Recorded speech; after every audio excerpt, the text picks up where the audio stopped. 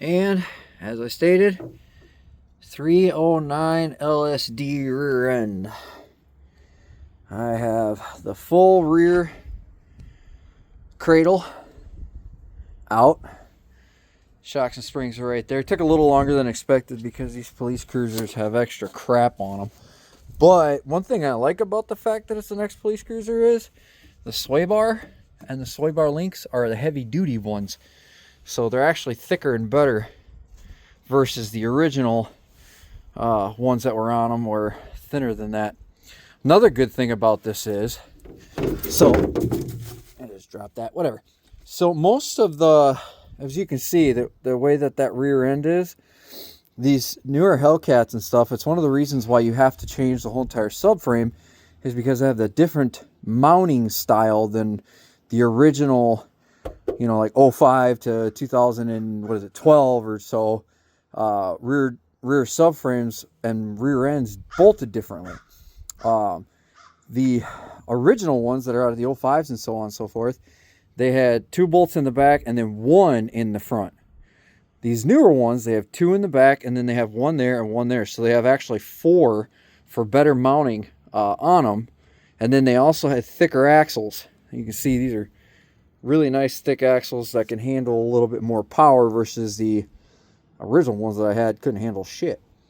Anyway, like I was talking about with that, a lot of the times when you do these swaps, when people do these kind of swaps, you have to go with like a DDS one-piece drive shaft, which is custom drive shaft basically.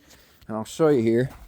It's why I'm happy that I got the ex-police cruiser edition. But remember I told you the newer style Chargers and stuff had that 8-speed automatic, okay? And when that 8-speed automatic came out, they ended up swapping the rear drive shafts and the transmission couplers. Instead of having the old, 3-bolt or 4-bolt drive shafts that had that big rubber bushing in the center of it, these ones are different. These ones have that setup right there. So when you go from an 05 or something and you put like a Hellcat rear end, you have to get a DDS one-piece drive shaft custom made or custom from them for these swaps, because you can't just take your drive shaft and bolt it up to that. It just doesn't work. Well, the good news about this car is they came with the Nag 1 transmission, right? So this drive shaft, which is that bolt pattern for the newer style transmissions and rear ends and stuff, this drive shaft bolts to a Nag 1 transmission. So all I have to do is take that coupler and unbolt it from the transmission.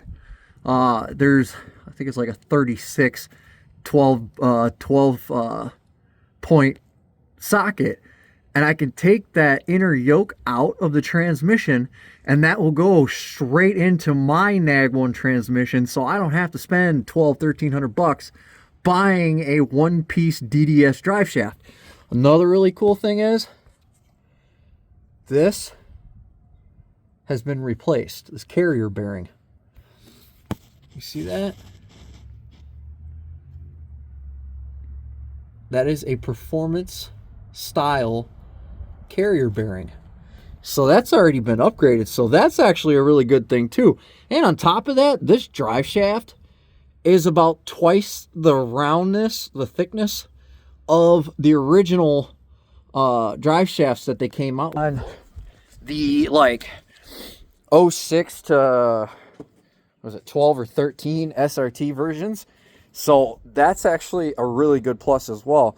You might not think of it, but just doing this rear end and that drive shaft is an insane upgrade in performance and durability when it comes to, having a higher horsepower vehicle.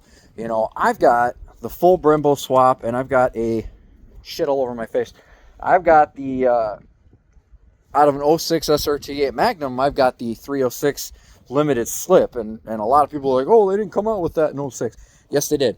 Okay, like on the back side of the rear end, it literally states 306 LSD. So nice try. Anyway, I've got that because the stock rear end that was in my rear wheel drive RT was a 262 open diff. That thing had no power. It was a one wheel wonder, and my takeoffs were bad. So the only thing I could get at the time was that, because it came with the Brimbos, and I think I only paid like $1,400 for all the Brembo brake pads, rotors, the whole rear subframe, the drive shaft, like the whole nine. So at that time, that was the best thing that I could afford. Well, now, after years of looking and finally finding something, I have a newer style subframe, a 309 LSD rear end, and the drive shaft that will work to be able to swap to my original NAG1 transmission without having to buy a one-piece DDS drive shaft. And you can look them up. They're not cheap. They're pretty freaking expensive, you know. They're a great drive shaft. Don't get me wrong. I've installed quite a few of them on a couple of different cars. I just installed one not long ago on a 06 Chrysler 300 SRT8 design. The guy ended up going with a Getrag rear end out of a manual Challenger. I'm trying to think. I think it was like a 390. I think. Yeah, it was a 390 rear end, a 3.90 rear differential. And in order to make that work, we had to put a one-piece DDS custom drive shaft on it, which we did. And they look amazing. They work great. But if you don't have to do that, why? You know? I mean, these two-piece drive shafts, they can handle it. I mean, I don't know exactly what my car is sitting at horsepower-wise. I'm guessing when I say numbers, I want to say about 700. I could be conservatively wrong. I could be sitting at 6, but if I put that much time, energy, money, and made what I made and only got 600 horsepower, I'm in the wrong mark of vehicle to be doing this shit. But anyway, my drive shaft and my rear end have been holding up just fine. Granted, I don't have slicks on my car, and I'm not driving down the drag strip, you know, beating the piss out of it as much as some people do. But everything I've done to it so far, I mean, I've taken it to ice cream cruise. I've done a couple of drag races. I've done some roll races. I've literally burnt the tires off of the rear of that car, and the drive shaft, the rear end, everything's held up just fine.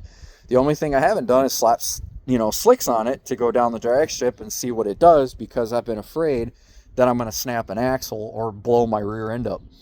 These rear ends, this Hellcat rear end, or 309 LSD, whatever it came out of, I'm pretty sure it was Hellcat. These rear ends are meant to handle, you know, you got your Hellcats, they have 707 horsepower. Even Scat Packs had over 500. You know, they're meant to handle more beating than, you know, other vehicles.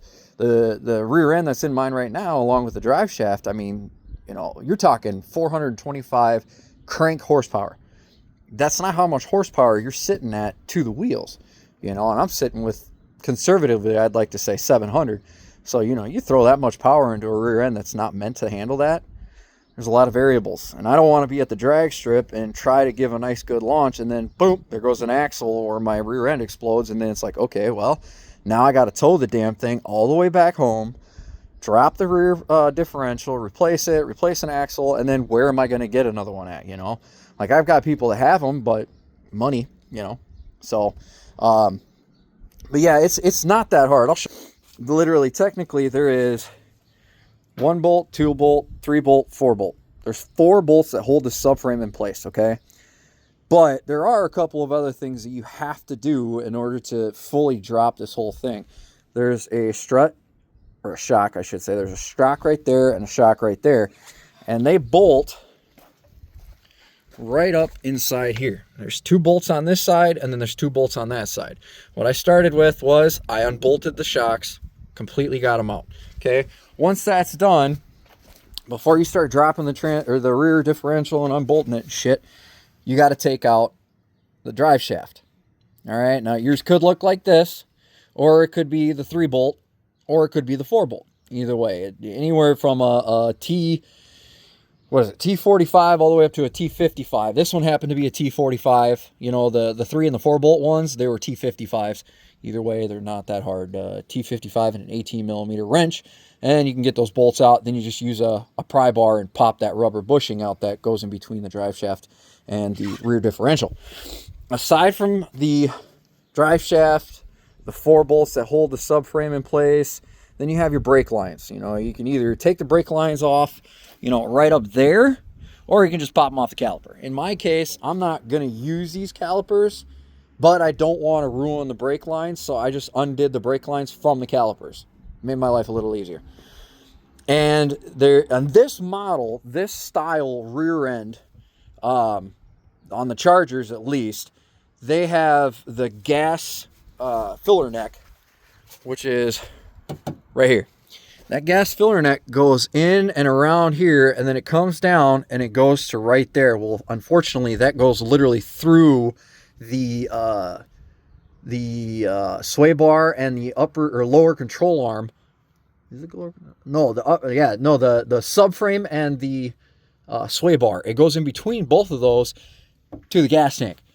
So you actually have to take that off, the filler neck. You have to take that off completely and then pull it out in order to drop this subframe.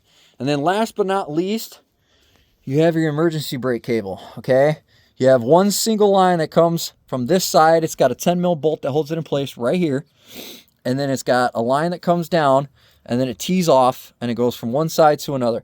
Now, this isn't the right way to do it, so please don't copy me if you plan on using your e-brake. I don't, so I didn't care. I cut it right there, and I cut it right there, and then I just pulled the cable out of the way. I don't give a shit about it. Aside from that, this car, like I said, didn't have exhaust. As you can see, the old exhaust hangers are right there. They're kind of cut right there and right there. So I didn't have to worry about the extra of taking the exhaust off. Now, if you're, if you have a system that has the exhaust like this, then you have to pull your exhaust off, which is you have your 2 resonators, or your end mufflers. I call them resonators. And then you have your suitcase muffler, which is in the center. You have to unbolt this. Is it the passenger side unbolts from that, and then the driver's side is all one piece. But on the other side of the suitcase muffler, if you have stock exhaust, it unbolts. So you just take that exhaust, throw it to the side. You probably don't need it anyway because their exhaust sucked and they're heavy as shit. So pull it off and then go from there. All the rest of this is pretty simple. Literally, these subframes bolt up to any of these gens. Like, you could have the first gen LXs right here, like the 2005 model, and you could literally take a 2025 subframe and it'll bolt right into that. The platforms are identical. There is no differences. And that's not just Chargers and Magnums.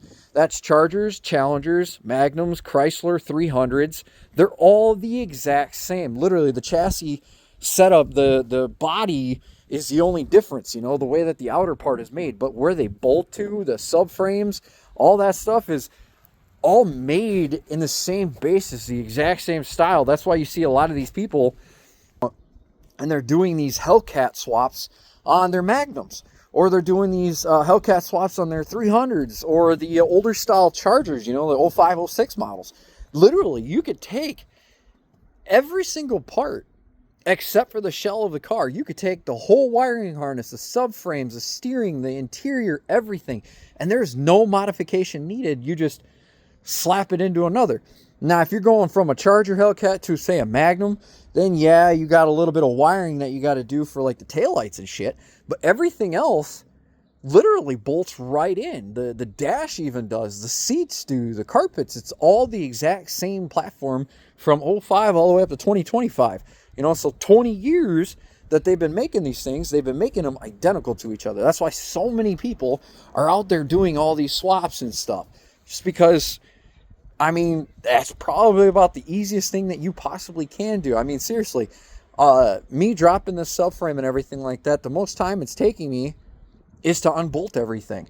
When you take everything off of one and take everything off another and slap the other one on, it literally right up the exact same way. There's no modification needed. So that's why these setups and doing these swaps is just so much better, But anyway, that is the kind of like the second video that I'm making of doing this swap. I'm going to take a little break here. I'm kind of hungry, so I'm going to go inside and eat. But the rear end is completely, the whole subframe, everything is completely out of the Charger. Now I have to go over to the Magnum, And I've got to do the exact same process to the Magnum and drop it out and bring it out of the way so that I can fit the 309 LSD subframe and rear end and all that good stuff onto the Magnum, which the next video I make is going to end up being of me after I take the rear end out of the Magnum. I'm just going to kind of show you a comparison side by side of what I was talking about with bolt patterns and how the rear ends are bolted up and stuff like that, and the subframe differences and stuff. But anyway, so just keep going on with the journey. I know my videos are a little bit long, but you know, information is kind of nice to have, you know, so you guys can do these kind of things on your own. Nobody wants to go out and pay thousands of dollars to have somebody do all this work for them themselves when, you know, if you have a little bit of knowledge, any kind of knowledge, and the right amount of tools, I mean, you can do this kind of stuff yourself as long as you're patient with it. And like I said, it's not overly complicated. It's not that hard. I mean, it's not rocket science, guys. It's literally, it's like Legos. You're taking shit apart and you're putting shit back together. It's pretty simplistic. So anyway, follow me on this journey. Like I said, I'll make another video here in a while of once I get the subframe out of the Magnum, and then we'll compare everything. So